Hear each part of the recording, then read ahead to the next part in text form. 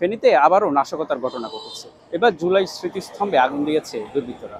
আজ রোববার ভোরে এই জুলাই স্মৃতিস্তম্ভে অজ্ঞাত দুইজন যুবক অগ্নিসংযোগের ঘটনা ঘটায়।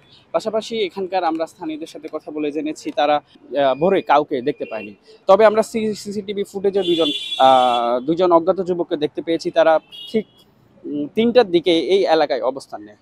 পরবর্তীতে ঠিক ৩টা ২২ মিনিটে তারা অগ্নিসংযোগের ঘটনা ঘটিয়ে আহ, এখান থেকে পালিয়ে যায় বলে আমরা জেনেছি। পাশাপাশি আমরা কথা বলেছি এখানকার পুলিশ সুপার মোহাম্মদ হাবিবুর রহমানের সাথে। তিনি আমাদেরকে জানিয়েছেন এখানে কেরাসিন ঢেলেই মূলত অগ্নিসংযোগের ঘটনা ঘটায় বলে প্রাথমিকভাবে তারা নিশ্চিত হয়েছে। এর আগে ৯.৬০ শতক সরকারি খাস জমি উদ্ধার করে মূলত এই স্মৃতিস্তম্ভ স্থাপন করা হয়। আমরা এখন কথা বলবো এই জুলাই আন্দোলনের একজন জুলাই যোদ্ধার সাথে, যে আমরা তার কাছ থেকে জানবো আসলে এই যে বিচ্ছিন্ন ঘটনাগুলো ঘটছে এগুলোর কারণ প্রসঙ্গে।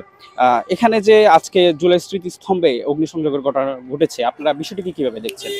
আসলে বিষয়টা হচ্ছে যে এখানে যারা অগ্নিকাণ্ড জড়িয়েছে এই জুলাই স্মৃতিস্তম্ভে, আমরা মনে করছি এটা একটা নাশকতা নয়, এটা হচ্ছে একটি দেশ বিরোধী ষড়যন্ত্র। এই ষড়যন্ত্রকে মোকাবেলা করার জন্য বাংলাদেশ ইন্টারিম, বাংলাদেশ পুলিশ প্রশাসন সহ বাংলাদেশের সকল রাজনৈতিক দল সোচ্চার থাকতে হবে।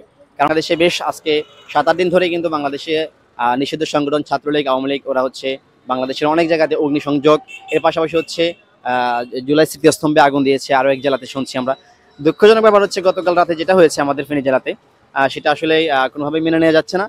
আমরা বিগত 13 তারিখ রাতে কিন্তু আমরা জুলাই স্মৃতিস্তম্ভে এসে পাহারা দিয়েছি। এর পাশাপাশি হচ্ছে আমরা ফেনী শহরে পুরোটা শহরে আমরা টহল দিয়েছিলাম। তো এর প্রেক্ষিতে আমরা বলতে চাই, বাংলাদেশ ইন্টারিমকে বলতে চাচ্ছি এবং বাংলাদেশের পুলিশ প্রশাসনকে বলতে চাচ্ছি, আপনারা অতি দ্রুতই, যেহেতু আমাদের এখানে সিসি ক্যামেরা দ্বারা এই জুলাই স্তম্ভকে বেষ্টনী করা আছে, সিসি ক্যামেরা ফুটেজ দিয়ে আমরা আপনারা এর কি বলে সুষ্ঠু তদন্ত করে এদেরকে আইনের আওতায় নিয়ে আসার দাবি জানাচ্ছি। আমাদেরকে যেমনটি বলছেন, এই অগ্নিসংযোগ এবং নাশকতার সাথে যারা জড়িত তাদের দৃষ্টান্তমূলক শাস্তি দাবি করছেন।